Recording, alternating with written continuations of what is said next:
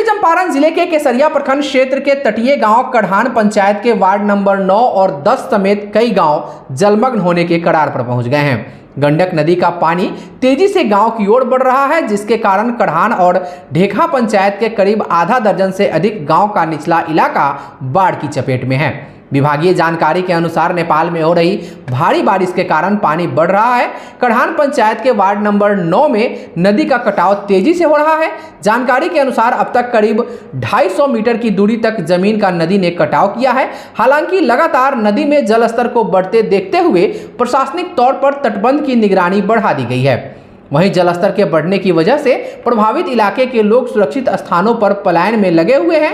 इसी बीच हमारे सहयोगी अफसर कमाल ग्राउंड जीरो पर पहुंचकर वहां का जायजा लिया।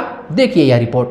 पड़ोसी देश नेपाल में पिछले 4 दिनों से लगातार हो रही बारिश की वजह से पूर्वी चंपारण के रास्ते गुजरने वाली गंडक नदी का जल स्तर तेजी से बढ़ता हुआ दिखाई दे रहा है, जिससे बुरा असर केसरिया प्रखंड के कढ़ान पंचायत और ढेकहा पंचायत पे पड़ रहा है। गंडक नदी के इस जल स्तर के बढ़ने की वजह से कढ़ान पंचायत के निचले गांव में यानी लगभग आधा दर्जन गांव में पानी प्रवेश कर गया है, जिससे लोग दहशत के माहौल में जीने पे मजबूर हैं। लगभग 200 परिवार ऐसा है जो सुरक्षित ठिकानों पे पलायन कर चुका है और पूरा गांव जो है जलमग्न हो चुका है। मैं इस वक्त कढ़ान में हूं और ग्राउंड जीरो पे हूं। जैसा कि आप देख सकते हैं कि इस वक्त हम लोग नाव पे सवार हैं और इस नाव के जरिए कढ़ान पंचायत के विभिन्न इलाकों का जो बाढ़ से प्रभावित है, जो इस गंडक नदी के जल स्तर से प्रभावित है, उसका जायजा ले रहे हैं। इस वक्त हमारे साथ मौजूद है स्थानीय मुखिया मनोज कुमार यादव। इनसे हम बात करते हैं और इनसे जानने की कोशिश करते हैं कि इन्होंने अपने स्तर से भी क्या कुछ किया और विभागीय जो अधिकारी हैं उनको इसकी सूचना दी है कि नहीं। अगर सूचना दिया गया है तो अभी तक विभाग के तरफ से क्या कुछ एक्शन लिया गया है। और ये भी मैं बता दूं कि जो 2 विद्यालय जो है, जो सरकारी विद्यालय भी इस पानी से प्रभावित है, जो फिलहाल उस विद्यालय को कहीं और शिफ्ट किया गया है।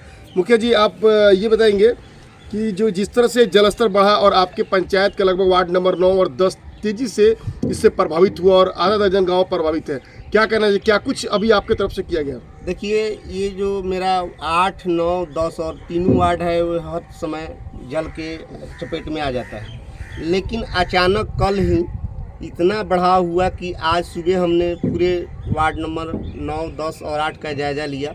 लगभग अभी हम जहाँ पे हैं वार्ड नंबर 9 है, आप देख सकते हैं कि पूरे घरों में पानी घुसा हुआ है।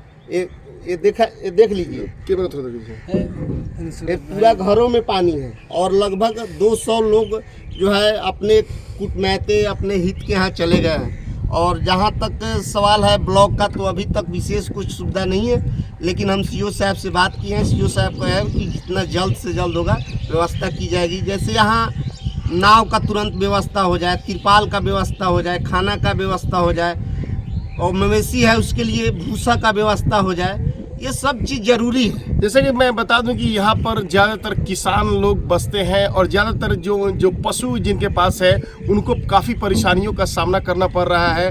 और यहाँ बगल में गंडक नदी है, जिसके कटाव से बताया ये जा रहा है कि लगभग 250 मीटर का एरिया ज़मीन तेज़ी से कटा हुआ है और उसका नतीजा ये हुआ कि ये पानी जो है रिहाइश इलाकों में, जो गाँव में घुस चुका है, आप देख सकते हैं। मैं मुख्य जी से कहना चाहूँगा कि कोई भी विभाग के तरफ से या फिर केसरिया प्रखंड अंचल की तरफ से हो या प्रखंड की तरफ से कोई आया कि नहीं? हाँ, सवेरे कर्मचारी साहब आए हुए थे, उनसे बात भी हुई है। उन्होंने बोला कि जितना जल्द हो हम लोग व्यवस्था करने पर लगे हुए हैं। और सामने मैं कैमरामैन से कहूँगा कि ये सामने थोड़ा दिखाया जाए, थोड़ा सा मूव कीजिए। सामने घर है और आप देख सकते हैं कि क्या स्थिति है। बच्चे जो हैं किस तरह घर के अंदर खटिया के ऊपर बैठे हुए हैं, और यही स्थिति मेरे पूरे 9 और 10 का स्थिति। इन लोग से पूछा भी हूँ, बोले कि आज भर के लिए मेरे पास है, मैं आज कल से पूरे व्यवस्था करूंगा। जिस तरह हो, सत्तू हो, चिवड़ा हो, मीठा हो, जो भी व्यवस्था होता है मैं स्वयं करने के लिए सक्षम हूं। और मैं सरकार से भी यह चीज़ मांग करता हूं। और बार बार मैं आपको बता दूं, 200 घर नहीं है यहाँ पे, यहाँ लगभग 500 घर है। 500 घरों में लगभग 200 से ज़्यादा मवेशी है। और सबसे ज़्यादा, चलिए, इंसान तो किसी तरह अपना चूल्हा चौकी पे रख के खाना बना सकते हैं एक दिन के लिए, लेकिन वो भी कल से नहीं बन पाएगा। जैसे हमने पता किया है कि जल स्तर और बढ़ेगा, लगभग 2 हाथ के करीब और बढ़ने जा रहा है।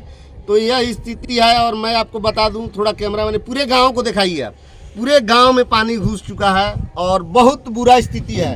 अभी तक कोई खास व्यवस्था तो नहीं हो पाया है, लेकिन कल से इसके लिए हम लोग प्रयत्न है जो कैसे इन लोगों का व्यवस्था किया जाए, पशु को कैसे बचाया जा सके, इंसान को कैसे बचाया जा सके, इस सब पर हमारा फोकस है, ध्यान। कि जी आपका पंचायत जो है हर बाढ़ प्रभावित इलाका है, हर साल यहाँ बाढ़ आता है, सैलाब की वजह से लोगों को काफ़ी परेशानियों का सामना करना पड़ता है।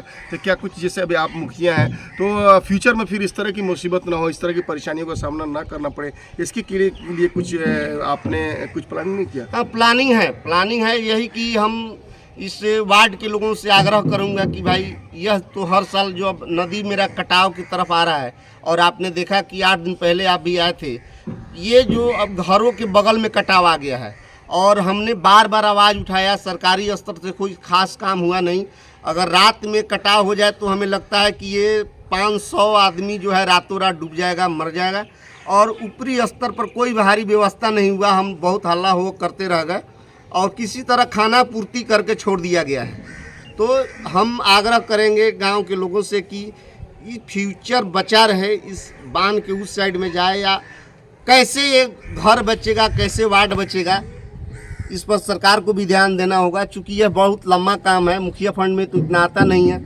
आप जान रहे हैं कि जब से हम लोग चुनाव जीते हैं क्या हालात हैं, तो इसके लिए सरकार इस पर फोकस करे, डीएम साहब फोकस करे, इस गांव को कैसे बचाया जा सके। और सामने देख लीजिए, आप थोड़ा इधर दिखाइए, पक्का का मकान है, गरीब लोग किसी तरह बनिहारी करके अपना घर बनाए हुए हैं। अगर यह घर ढह जाता है तो ये लोग कहाँ जाएंगे? ये समस्या का बहुत बड़ा हल है। यही एक समस्या का हल है कि किसी तरह इस कटाव को रोक दिया जाए, जिससे मेरा वार्ड बच जाए 9, 10 और 8। इस वक्त मेरे साथ स्थानीय उप मुखिया भी हैं और यहाँ के वो जो गांव इस पानी से प्रभावित है, उनसे भी हम बात करेंगे। क्या कहना है आपका, कितना घर प्रभावित है आपके वार्ड में? हमारे वार्ड में और 9 और 10 में मिलाकर तो 500 से अधिक घर होगा। अच्छा। जो सब बाढ़ से डूबे हुए हैं, इसके लिए तो अभी तो कोई व्यवस्था नहीं हुआ, सब घर तो डूबे हैं। मान लिया एक मुखिया जी कहाँ अच्छा, अगर आप बोल रहे हैं कि बांध का उत्तर खला की व्यवस्था किया जाए, तो किसी को जमीन है उत्तर खला जाने के लिए? मान लिया एक आध आदमी किसी का होगा तो वो जा सकते हैं, लेकिन सब आदमी का तो जमीन नहीं है कि वो खला जा सकता है। सही बात। तो अभी रोकने के लिए आपका भी घर पानी में है इस वक्त, जिससे कि खबर मिली? मेरा भी घर पानी में है। तो उसको कैसे अभी आप अपनी रोजमर्रा की जिंदगी कैसे चल रही है? अभी तो जैसे तैसे मान लिया कि पानी में हम जब हैं तो किसी तरह तो जीना ही है, अभी किसी तरह पार कर रहे हैं हम लोग। आप देख सकते हैं कि हम इस वक्त स्थानीय मुखिया मनोज यादव और उप मुखिया किशोर कुमार राय से हम बात कर रहे थे, और इस वक्त हम ग्राउंड जीरो पे हैं। नाव से बैठकर, नाव से सफ़र करके आपको पूरी ज़मीनी हकीकत दिखा रहे हैं कि करहान पंचायत में बाढ़ की स्थिति क्या है और जल स्तर किस तरह से बढ़ा है। ये बताइए, जैसे अभी आपके इलाके में जो पूरा पानी घुसा हुआ है गंडक नदी का, अभी बाढ़ की तरफ पूरा, मतलब बाढ़ ही समझिए इसको, कैसे कुछ इस पर आप लोग कर रहे हैं? क्या कुछ मतलब कैसे जिंदगी कट रही है आपकी इतनी इस पानी में? कैसे जिंदगी कट रही है, देख रहे हैं कि जितने बाढ़ से हम लोग व्यस्त हैं, खाना पीना का दिक्कत है और दिक्कत है, माल जो है उसके लिए चारा भी नहीं है। उसी तरह से इस पर कोई विचार कर रहे हैं। सीओ साहब आए थे? कहाँ आए थे सीओ साहब? कर्मचारी साहब आए हुए थे सुबह, जगह से देख कर चले गए। आपका क्या नाम है भैया? संजय कुमार यादव। बताइए कि आपका कितना नंबर वार्ड में घर पड़ता है? 9 नंबर में। चाहिए 9 नंबर भी आपका वार्ड जो है पूरी तरीके से प्रभावित है, बाढ़ से पूरी तरह से पानी आ चुका है। कैसे आप लोग घर में पानी घुसे हुआ, कैसे रह रहे हैं आप लोग? बांध पर रह रहे हैं, चौकी पर रह रहे हैं, चौकी पर खाना बना रहे हैं। माल जाल का दिक्कत है, बांध पर लेके माल जाल है। खाना पीना का इंतजाम कैसे हो रहा है? खाना पीना का ये चौकी पर बन रहा है। अच्छा, तो बड़ी मुश्किल से जिंदगी कट रही है अभी? हाँ, मुश्किल से कट रही है। क्या कुछ मांग करना चाहते हैं हमारे माध्यम से सरकार से? हम सरकार से करना चाहते हैं यही से, पानी का व्यवस्था बहुत ज़्यादा बड़ा, हम लोग का कोई उपाय सरकार सोचे इसके बारे में। देख सकते हैं कि किस तरह से लोग दहशत के माहौल में जीने पे मजबूर हैं, और लगभग आधे दर्जन गांव में इस वक्त मैं करहान पंचायत के वार्ड नंबर 9 और 10 के इलाके में हूं। आप देख सकते हैं कि मेरे पीछे किस तरह से पानी का जो जल स्तर है और जिस लबालब पानी है, पूरा इलाका जो है जलमग्न है। लेकिन इन लोगों का जो लोग प्रभावित हैं इस बाढ़ के पानी से, उनको इंतज़ार है कि अभी भी इस मुसीबत हाल में मेरी कोई हाल पूछने आएगा और हमारी मदद करेगा। बीते कई दिनों से हो रही लगातार बारिश ने पूर्वी चंपारण के सुगौली वासियों को परेशानी में डाल रखा है। सिकरहना नदी के जलस्तर में हो रही वृद्धि के कारण आसपास के इलाकों में बाढ़ का पानी प्रवेश कर रहा है। वहीं सिकरहना नदी के सटे सुकुलपाकर पंचायत के धूमनी टोला पंचायत स्थित रिंग बांध समय पर नहीं बंधने से इस बार भी रिंग बांध से नदी का पानी सीधे मैदानी इलाकों में प्रवेश कर रहा है, जिससे लाल प्रसाद, चिलझपटी, बेलबतिया सरे क्षेत्रों में पानी तेजी से फैल रहा है। वहीं चिलझपटी का बांध टोला बाढ़ के पानी से चारों ओर से घिर गया है और वहां से आने जाने के लिए लोगों को काफी दिक्कतों का सामना करना पड़ रहा है। लोगों में बाढ़ को लेकर चिंताएं बढ़ गई है। स्थानीय ग्रामीणों ने बताया कि बाढ़ सिर्फ उनके यहाँ पानी ही नहीं लेकर आता है, बल्कि वहां के लोगों के लिए बर्बादी लेकर भी आता है। बाढ़ आने से लेकर जाने तक चारों ओर तबाही का मंजर रहता है। पश्चिमी चंपारण जिला अंतर्गत मझौलिया प्रखंड के 55 पुल मलंग बाबा स्थान के पास बिहार की उप मुख्यमंत्री रेणु देवी ने महावीरी अखाड़ा पूजा समिति का वैदिक मंत्रोच्चारण के बीच फीता काटकर विधिवत उद्घाटन किया। अपने संबोधन में उन्होंने कहा कि भारतीय संस्कृति में धार्मिक उत्सव और मेला का अधिक महत्व होता है। मेले में 3 पीढ़ी के लोग, दादा, पिता और पोता मेले का आनंद लेने आते हैं। आगे उन्होंने कहा कि सदियों से चली आ रही परंपरा को जीवित रखने के लिए मझौलिया मुखिया संघ के अध्यक्ष सत्य प्रकाश एवं उनके सहयोगी बधाई के पात्र हैं, जो इस परंपरा को जीवित रखने में अमूल्य योगदान दे रहे हैं। उन्होंने व्यवहार न्यायालय के अधिवक्ता स्वर्गीय हीरालाल हजरा को याद करते हुए कहा कि आज उनका सपना पूरा हो रहा है। वहीं मुखिया सत्य प्रकाश ने बताया कि मलंग बाबा मंदिर परिसर में आयोजित मेला में दूर दराज से आए पहलवानों ने दंगल कुश्ती के दाव पेच दिखाकर सबको हैरान कर रहे हैं। है कि ये संस्कार हमेशा बना रहे। ये अपने देश की परंपरा है और देश की संस्कृति है कि हम मेला जाते हैं और कोई उसमें छुआछूत नहीं, कुछ भी नहीं। हम सामाजिक सौहार्दपूर्ण एक दूसरे से गले लगते हैं, एक दूसरे से मिलते हैं, जुलते हैं और अपना जो है उत्साह हम पूरा करते हैं। ये हमारा मेला का थीम होता है और इससे हम एक मन में कोई भेदभाव नहीं है और इसी को जोड़ने के लिए हमारे साधु संतों ने मेला का नाम दिया और इस मेले में हम सभी आके एक दूसरे को अपना भाई भतीजा समझते हैं, अपना परिवार समझते हैं, गार्जियन समझते हैं। तो इस संस्कार के कारण ही भारत है। इस तरह से जो है पूरा प्रश्न है जो हम मोदी जी कहते हैं कि सबका साथ, सबका विकास, सबका प्रयास। ये नहीं है कि एक आदमी के प्रयास से कोई बना है। समाज का एक एक आदमी जो पीछे से लेके ऊपर बैठा हुआ है, सबके प्रयास से, सबके विश्वास के साथ और सबका साथ लेके हम आगे बढ़ते हैं और यही हमारा मूल मंत्र है। आइए हम सब मेला में उत्साहपूर्वक मेला को, यहाँ के मलंग बाबा को बनाएं। और सबसे बड़ी बात है कि जो हमारे पूर्वजों ने, अब जैसे इनके पिताजी ने हीरा भाई हैं, हीरा भाई के पिताजी होंगे, जिन्होंने एक जो अच्छी परंपरा शुरू की कि मेले में हम सभी सौहार्दपूर्ण रहेंगे और अपना देसी खेल जो कुश्ती का है, तो ये हमारा देसी खेल कुश्ती का जो हमेशा बना रहे, इसके लिए उन्होंने प्रयास किया है।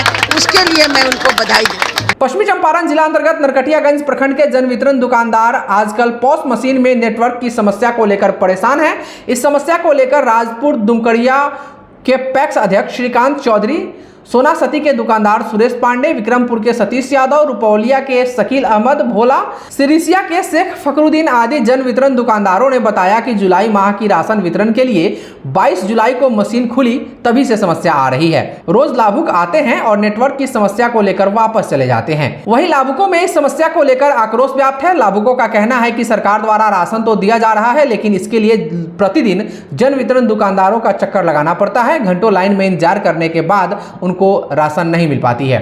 वहीं इस संदर्भ में एमओ आसिफ इकबाल ने बताया कि ये समस्या सिर्फ यहाँ की नहीं है, सभी जगहों पर इस तरह की समस्या बनी हुई है। विभाग को सूचित कर दिया गया है, जल्द ही सुधार होने की संभावना है। पश्चिमी चंपारण जिला अंतर्गत नरकटियागंज प्रखंड के दहड़वा टोला प्राथमिक विद्यालय में जाने वाली सड़क पूरी तरह जनप्रतिनिधियों व अधिकारियों की उदासीनता की भेंट चढ़ गई है।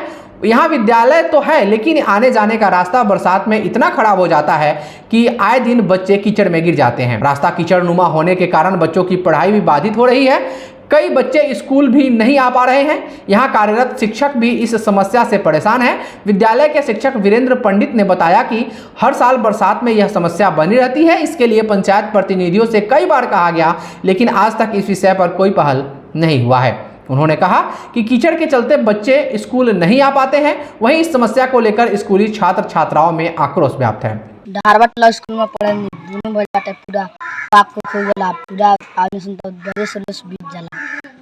समस्या है ये विद्यालय में जो है हर बरसात में कीचड़ जम जाता है। बच्चे के आने में बहुत कठिनाई होती है। आते हैं बच्चे लोग गिर जाते हैं, हम लोग भी कभी कभी गिर जाते हैं। आने जाने में इतनी परेशानी होती है। हर बरसात हर साल की यही स्थिति है। हम लोग पहल भी किए थे मुखिया के यहाँ, पूर्व मुखिया के पास गए थे, पहल किए थे, लेकिन आज तक कोई समस्या का समाधान नहीं हुआ। वार्ड से भी लोग कहते हैं, हम लोग भी समझ लिए कि मैंने पंचायत प्रतिनिधि लोग से सब किसी से कहते हैं, लेकिन अभी तक कोई पहल नहीं हुआ। ये परेशानी है। बच्चे भी कीचड़ के चलते कम आते हैं, छोटे छोटे बच्चे हैं, गिरने के डर से कम आते हैं। यही तो परेशानी है, सबसे बड़ी परेशानी है। स्कूल में कोई रास्ता नहीं, कीचड़ इतना ज्यादा है, हम लोग का लड़का आपस घूम चल जाता है पढ़ने के लिए। पार्टी से और कोई रास्ता नहीं है। स्कूल में भी पाक हो गया है। हम लोग का यही कहना है कि इसको तो मदद करके भरवा दी। पूर्वी चंपारण में इन दिनों यूरिया खाद की किल्लत देखी जा रही है। यूरिया खाद नहीं मिलने से किसानों की परेशानी बढ़ गई है। गुरुवार को ढाका प्रखंड क्षेत्र के कुसमावा बरेवा चौक के नजदीक बाबा भोले दानी खाद दुकान से यूरिया खाद नहीं मिलने पर आक्रोशित किसानों ने ढाका बैरगनिया मुख्य पथ को बांस बल्ले से जाम कर दिया। मुख्य पथ पर जाम होने से सवारियों का परिचालन घंटों बाधित रहा। वहीं सूचना पर ढाका पुलिस पहुंचकर आक्रोशित किसानों को शांत कराया। फिर बातचीत के बाद पुलिस की निगरानी में किसानों के बीच यूरिया खाद का वितरण किया गया। इस संदर्भ में पूछे जाने पर स्थानीय किसानों ने खाद दुकानदार पर आरोप लगाते हुए बताया कि यूरिया खाद के लिए विगत कई सप्ताह से लोग परेशान हैं। खाद दुकानदार के नजदीक 3 दिनों से लगातार कतार में खड़े होने के बाद भी खाद नहीं मिल पा रहा है और किसान वापस जा रहे हैं। कई किसानों ने दुकानदार पर गंभीर आरोप लगाते हुए बताया कि खाद दुकानदारों के पास पर्याप्त मात्रा में खाद उपलब्ध रहता है। इसके बावजूद सीमावर्ती क्षेत्र के कई खाद दुकानदार मोटी रकम लेकर खाद तस्करों से मिली भगत कर यूरिया खाद की बिक्री करते हैं, जिसके कारण उर्वरक की किल्लत बनी रहती है। फिलहाल इस वक्त हम पूर्वी चंपारण जिला के ढाका प्रखंड क्षेत्र के कुसमावा बाजार नजदीक है। कुसमावा बाजार नजदीक यहाँ किसानों को एक खाद के लिए यहाँ पर देखिएगा, सीधे तस्वीरों में आप देख सकते हैं कि खाद के लिए यहाँ पर किसान ढाका बैरगनिया मुख्य पथ को कुसमावा बाजार के नज़दीक जाम कर दिए हुए है। यहाँ पर कुसमावा बाजार नज़दीक एक खाद दुकान है, जो आप सीधे तस्वीरों में देख सकते हैं। बाबा भोले दानी कार बन रहा। यहाँ पर खाद के लिए किसान त्राहिमाम की स्थिति में है और यहाँ खाद के समस्या को लेकर ग्रामीणों द्वारा ढाका बैरगनिया मुख्य पथ को पूर्ण रूप से अभी जाम कर दिया गया है। अभी यहाँ पर सैकड़ों की संख्या में किसान मेरे नज़दीक है खाद के लिए। आइए जानते हैं खाद की समस्या के बारे में। क्या किस तरह की खाद की समस्या है, क्या दिक्कत है जो आप चलिए आप बताइए। मतलब परेशानी है, सवेरे से हम लोग 3 तारीख आइए तो 2 का आइए तो फिर अब 7 का आइए। सवेरे आया, पूजा पाठ कर लिया, चला गया। अब हम लोग 3 बजे से यहाँ बैठे हुए हैं तो 4-5 दिन से घूम करके। अब मजदूर आदमी है, मजदूर इसी जगह बैठे रहेंगे तो फिर मजदूर कैसे करेंगे। इसके पहले भी आपको खाद मिला है कि नहीं? नहीं मिला। अभी सारा पूर्वी में देने में है, तो कहाँ से मिल गया है? अभी तो नहीं मिला है। चलिए आइए आगे आइए आपको खाद मिला है? खाद नहीं मिलने खाद नहीं मिलने का वजह कारण क्या है? अब वो नहीं जाने का वजह है, नेपाल में पहुँचाएगा कि कौन सी करेगा। और चलिए आप खाद की समस्या के बारे में कुछ बता सकते हैं? यहाँ तो खास ब्लैक हो रहा है, खादियाँ मिल नहीं रहा, सब बहुआ के वर्ष से धंधा हो रहा है। जिस तरह मिलता था फ्री फंड सब खा जा रहा है नेपाल में, यहाँ कुछ नहीं मिल रहा है। आइए यहाँ पर सैकड़ों ग्रामीण द्वारा ढाका बरगिनिया मुख्य पथ को जाम कर दिया गया है और यहाँ खाद के बारे में ये लोग यहाँ पर भीड़ लगाए हुए हैं। इन लोगों को खाद अभी तक नहीं उपलब्ध हो पाया है कि किसान अपने खेतों में खाद छींटे। पश्चिमी चंपारण जिला अंतर्गत नरकटियागंज प्रखंड के 4 सेंटर पर बुधवार को अनुमंडल के सभी 5 प्रखंड के पंचायत स्वच्छता पर्यवेक्षकों की 1 दिवसीय प्रशिक्षण दी गई। प्रशिक्षण में बतौर प्रशिक्षक जिले से पहुंचे LSBA के जिला समन्वयक विश्वजीत भारती, IEC के जिला सलाहकार शशि कुमार और SLWM के जिला सलाहकार मनोज कुमार ने बारी बारी से नरकटियागंज, गौनाहा, मैनाटार, लौड़िया और सिकटा प्रखंड के सभी पंचायत स्वच्छता पर्यवेक्षकों को कार्यकुशलता की जानकारी दी। इस दौरान पंचायतों में खरीद की गई सामग्रियों का जियो टैग, हर घर कचरा उठाव की मॉनिटरिंग के साथ साथ वार्ड स्तर पर सभी ग्रामीणों को सूखा और गीला कचरा अलग अलग रखने के लिए प्रेरित करने को कहा गया ताकि पंचायतों को कचरा मुक्त कर दिया जा सके। इस प्रशिक्षण में BC राम विनय प्रसाद, गौनाहा के विनोद कुमार, मैनाटार से संगम कुमार, लौड़िया से कविता कुमारी के अलावे सभी स्वच्छता पर्यवेक्षक उपस्थित रहे। पश्चिमी चंपारण की शिकारपुर पुलिस ने चोरी के आरोप में एक युवक को गिरफ्तार किया है। गिरफ्तार युवक की पहचान दिवलिया निवासी मोहम्मद हसनैन के रूप में की गई है। मामले में दिवलिया निवासी योगेंद्र राम द्वारा घर में घुसकर मोबाइल चोरी करने का आरोप लगाते हुए शिकारपुर थाने में प्राथमिकी दर्ज कराई गई है, जिससे गाँव के ही मोहम्मद हसनैन व फैयाज उर्फ बबलू को आरोपित किया गया है। थाना अध्यक्ष अजय कुमार ने बताया कि दर्ज प्राथमिकी के आलोक में कार्रवाई करते हुए मोहम्मद हसनैन को गिरफ्तार किया गया है।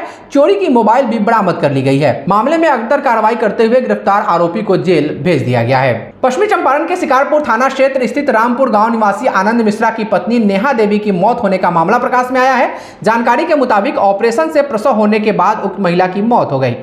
मामले में मृतक महिला के पिता पूर्वी चंपारण के पलनवा थाना स्थित जगधर गांव निवासी सुधीर मिश्रा ने शिकारपुर थाने में आवेदन दिया है। पुलिस को दिए आवेदन में मृतका के पति आनंद मिश्रा, ससुर राधेश्याम मिश्रा समेत 4 लोगों को आरोपित किया गया है।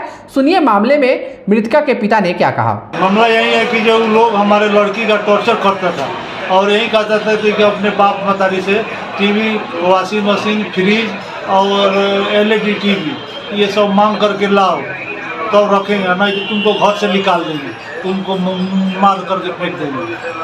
उन लोगों ने यही उसको टॉर्चर दिया था और हमारे लड़की ने उस समाज में रह करके बहुत गासी था और हमारे लड़की को लोग मार करके फेंक दिया। अब हमको थाना से, कानून से हमको सर आए हैं थाना में, हमको इंसाफ मिले। इस संदर्भ में शिकारपुर थाना अध्यक्ष अजय कुमार ने बताया कि महिला के पति दिल्ली में रहते हैं। प्रसव के लिए उक्त महिला का सिजेरियन किया गया था। ऑपरेशन में बच्चा स्वस्थ जन्म हुआ, लेकिन महिला की हालत गंभीर होती चली गई। डॉक्टर द्वारा रेफर करने पर परिजन बेटियां लेकर जा रहे थे, तभी रास्ते में उक्त महिला की मौत हो गई। थाना अध्यक्ष ने बताया कि मामले की जाँच पड़ताल की जा रही है। पश्चिमी चंपारण के नरकटियागंज बलथर मार्ग में नरकटियागंज फॉर्म के समीप पड़ई नदी में बुधवार को नहाने के दौरान एक युवक डूब गया। हालांकि स्थानीय लोगों की पहल पर उसे निकाल लिया गया। युवक की पहचान कटघड़वा निवासी किशोर कुमार के रूप में की गई है। स्थानीय लोगों द्वारा आनन फानन में युवक को अनुमंडलीय अस्पताल ले जाया गया, जहां चिकित्सकों द्वारा इलाज किया जा रहा है। चिकित्सक ब्रिज किशोर ने बताया कि ग्रामीणों द्वारा एक युवक को लाया गया है जो पानी में डूबा हुआ था, जिसका प्राथमिक उपचार कर गंभीर स्थिति को देखते हुए बेतिया रेफर कर दिया गया है। मुख्य सचिव के आदेश के आलोक में बुधवार को पश्चिमी चंपारण जिला अंतर्गत नरकटियागंज प्रखंड के 4 पंचायतों में अधिकारियों ने सभी योजनाओं की जाँच की। इस दौरान अधिकारियों ने प्रखंड के बिनवलिया, सिरहवा, शिकारपुर और भसुराड़ी पंचायत का निरीक्षण किया। नरकटियागंज के भूमि सुधार उप समाहर्ता कुमार प्रशांत ने सिरहवा पंचायत के वार्ड नंबर 13 में मुख्यमंत्री 7 निश्चय योजना के तहत हर घर नल का जल योजना की जांच की। DCLR प्रशांत ने बताया कि पिछले 1 माह से ग्रामीणों को नल जल योजना का लाभ नहीं मिल पा रहा है। वहीं जांच के क्रम में वार्ड नंबर 11, 12 में 7 निश्चय के तहत बनाई गई नाली ध्वस्त मिला। उन्होंने बताया कि योजना 3 से 4 साल पुराना है। निर्माण कार्य में घोर अनियमितता बरती गई है, जिसके चलते नाली पूरी तरह ध्वस्त हो गया है। पंचायत में निरीक्षण के दौरान DCLR ने आंगनवाड़ी केंद्र संख्या 42 की जांच की। जांच सेंटर पर बच्चों की उपस्थिति कम मिली। इधर शिकारपुर पंचायत के अनुमंडलीय लोक शिकायत निवारण पदाधिकारी बालेश्वर प्रसाद ने निरीक्षण कर योजनाओं की जांच किया, जबकि SDM धनंजय कुमार ने बिनवलिया पंचायत का निरीक्षण किया। SDM श्री कुमार ने बताया कि यहां मनरेगा की योजनाओं का जांच किया गया है। इसके साथ ही नल जल योजना का भी जांच किया गया, जिसमें इसके साथ ही नल जल योजना के साथ जिन वार्डों में बिजली कनेक्शन नहीं था, विभाग के JE को बिजली कनेक्शन लगाने के लिए निर्देश दिया दिया गया है। पूर्वी चंपारण के फेनहरा में यूरिया खाद का आवंटन कराने के लिए फेनहरा जिला परिषद सदस्य ने अनुमंडल पदाधिकारी को पत्र लिखा है। पत्र के माध्यम से उन्होंने विशेष आग्रह किया है कि इलाके में किसानों को जल्द से जल्द यूरिया खाद मुहैया कराई जाए। इसके साथ ही उन्होंने फेनहरा प्रखंड में जर्जर सड़कों को भी दुरुस्त कराने की मांग की है। हालांकि अनुमंडल पदाधिकारी ने आश्वासन दिया है कि जर्जर सड़कों को शीघ्र आवागमन के लिए सुदृढ़ कर दिया जाएगा एवं फेनहरा बाजार पर हुए जल जमाव से शीघ्र निजात दिलाई जाएगी। पूर्वी चंपारण के ढाका थाना अध्यक्ष अभय कुमार शराब धंधेबाजों के खिलाफ लगातार छापेमारी अभियान चला रहे हैं। छापेमारी के दौरान ढाका थाना क्षेत्र के औरैया गांव के नजदीक से एक बाइक की डिक्की और पेट्रोल की टंकी में छुपाकर रखे गए 95 बोतल नेपाल निर्मित सोफी शराब के साथ 2 शराब धंधेबाजों को गिरफ्तार किया गया है। जानकारी देते हुए ढाका थाना अध्यक्ष ने बताया कि गिरफ्तार धंधेबाजों पर आगे की कार्रवाई की जा रही है। आज के लिए बस इतना ही। एचटीवी न्यूज पर प्रसारित होने वाली खबरें प्रोग्राम्स आप जीटीपीएल के चैनल नंबर 985 और डेन के चैनल नंबर 155 के साथ साथ आप अपनी सुविधा अनुसार मोबाइल फोन पर भी देख सकते हैं। अगर आप हमें YouTube के माध्यम से देखना चाहते हैं तो एचटीवी न्यूज के ऑफिशियल YouTube चैनल को सब्सक्राइब करें और बेल आइकॉन दबाकर ताज़ा वीडियोज की नोटिफिकेशन प्राप्त करें। फेसबुक पर हमारे साथ जुड़ने के लिए एचटीवी न्यूज के फेसबुक पेज को लाइक करें और ट्विटर पर एचटीवी न्यूज को फॉलो करें। तमाम लेटेस्ट अपडेट के लिए देखते रहिए बिहार का सबसे तेजी से उभरता न्यूज चैनल एचटीवी न्यूज, सच की आवाज़। नमस्कार।